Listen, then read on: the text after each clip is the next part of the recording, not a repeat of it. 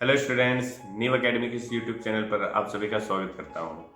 आज के इस सेशन में हम कुछ ऐसी टर्म्स को डिस्कस करने वाले हैं those float through out your mathematics syllabus irrespective of your class and a few knows difference among them. So चलिए डिस्कस करते हैं।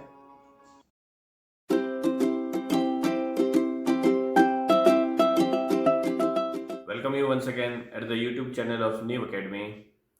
Before discussion of terms, polynomial, expression, equation, inequation and identity, हमें दो term है जो बार बार use होती है, the term known as constant and a variable.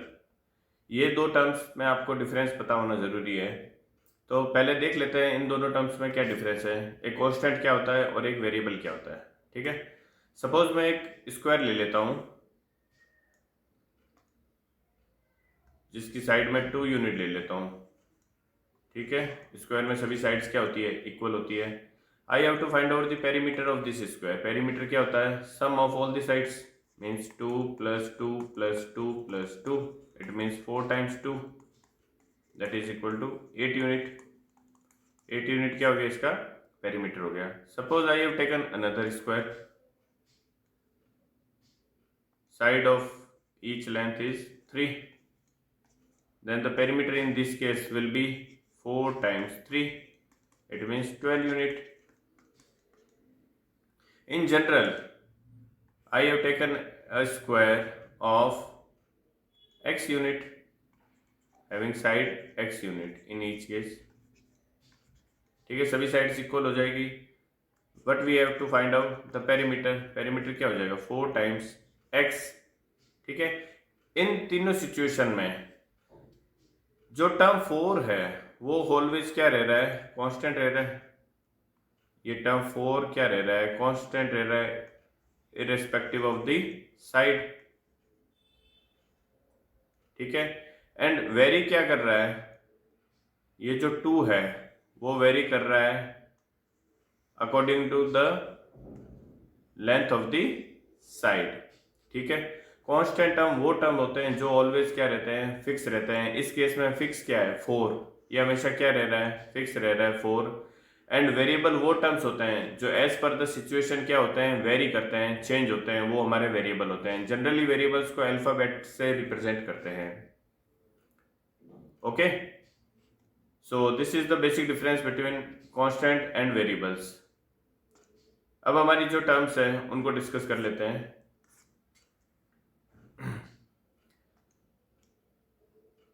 Suppose I have taken a term, जो हमने पिछले पेरीमीटर फाइंड आउट किया था, जनरल टर्म मैं ले लेता हूं। क्या है मेरी जनरल टर्म, पेरीमीटर के केस में 4x था। ये एक एल्जेब्रिक टर्म है because it depends on x। ठीक है, ये एक एल्जेब्रिक टर्म मैं ले लेता हूं और एक कांस्टेंट ले लेता हूं। मैं सपोज 5 ले लिया मैंने एक टर्म। अगर मैं इन दोनों टर्म को क्या कर दूं, कंबाइन कर दूं, whether it is of with plus or minus, then the combined term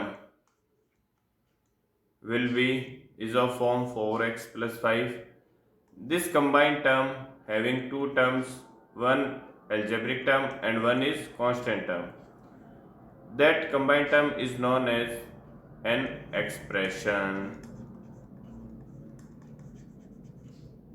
ठीक है, ये कंबाइंड टर्म क्या बन गई, हमारी एक एक्सप्रेशन बन गई।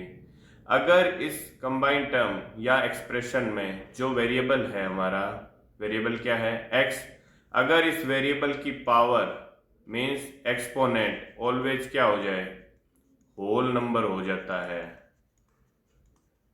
अगर एक्सपोनेंट होल नंबर हो जाता है, किसका एक्सपोनेंट, वेरिएबल का एक्सपोनेंट अगर होल नंबर हो जाता है, तो इन केस ये जो एक्सप्रेशन हो जाएगा वो क्या बन जाएगा, हमारा पोलिनोमियल बन जाएगा।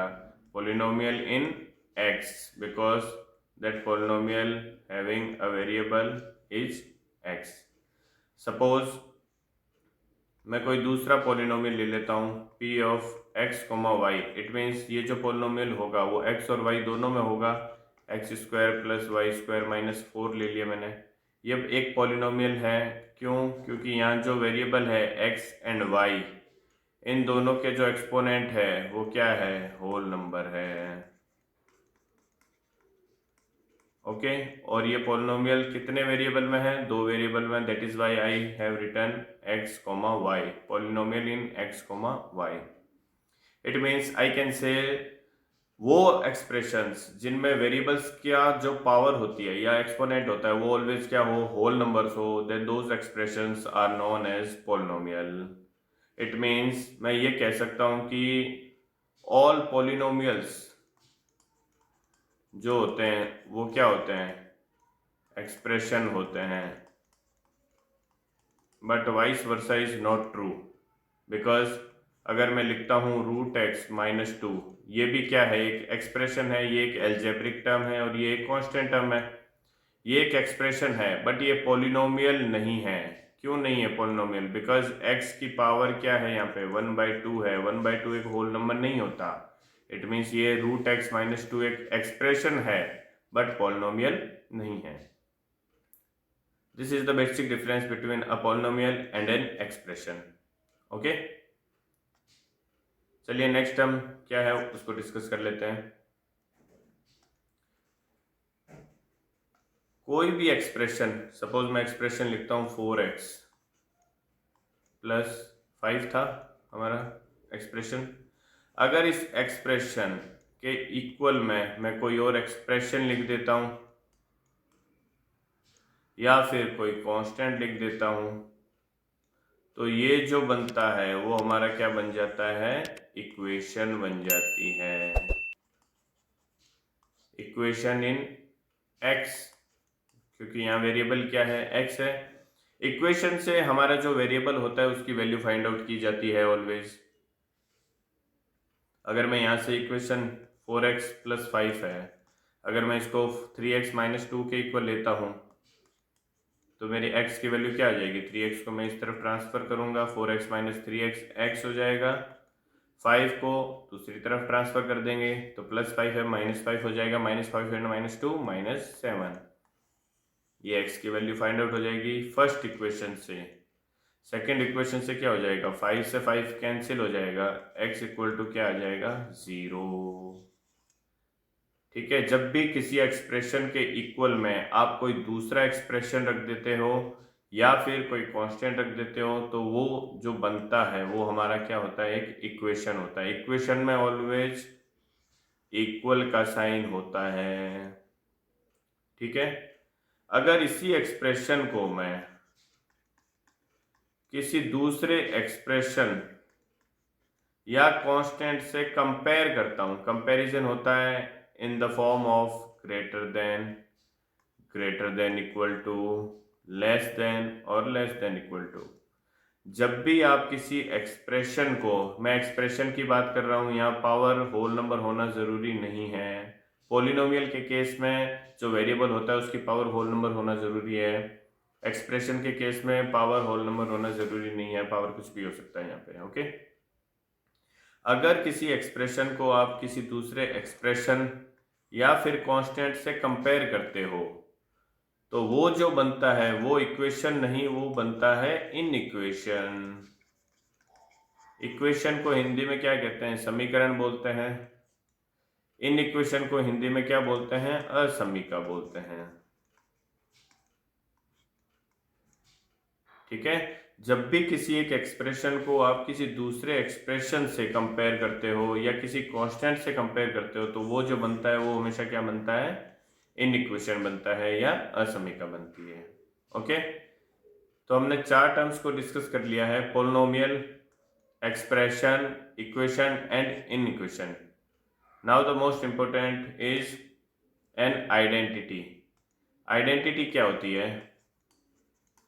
आइडेंटिटी को हिंदी में बोलते हैं सर्वसम्मिका। सर्वसम्मिका मतलब जो सभी वैल्यूज के लिए क्या हो? सेटिस्फाई हो। जैसे मैं एक एल्जेब्रिक आइडेंटिटी ले लेता हूं जिसको हम बहुत कॉमनली यूज करते हैं through our syllabus, a + b²। क्या होता है ये? a² + 2ab + b²। ये a + b² इक्वल होता है a² + 2ab + b²। ये ऑलवेज सेटिस्फाई करेगा a और b की हर एक वैल्यू के लिए, चाहे आप a की वैल्यू 1 ले लो, b की वैल्यू 2 ले लो।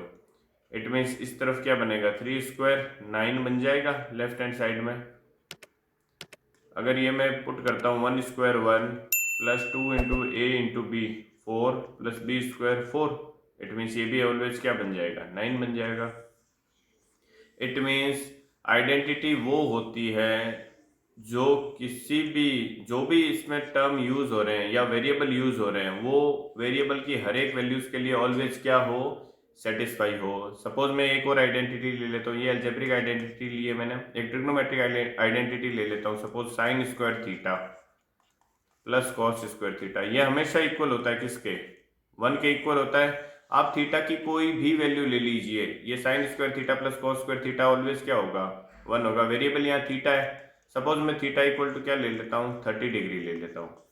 थीटा 30 डिग्री लेने पे साइन 30 का स्क्वायर, साइन 30 होता है 1/2, 1/2 का स्क्वायर प्लस कॉस 30 होता है √3/2, √3/2 का square, 1/2 square 1/4, √3/2 square 3/4, 1/4 plus 3/4 is 1, that is equal to our RHS।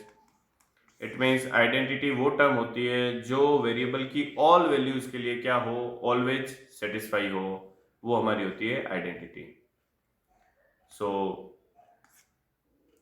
So that's it about today's session.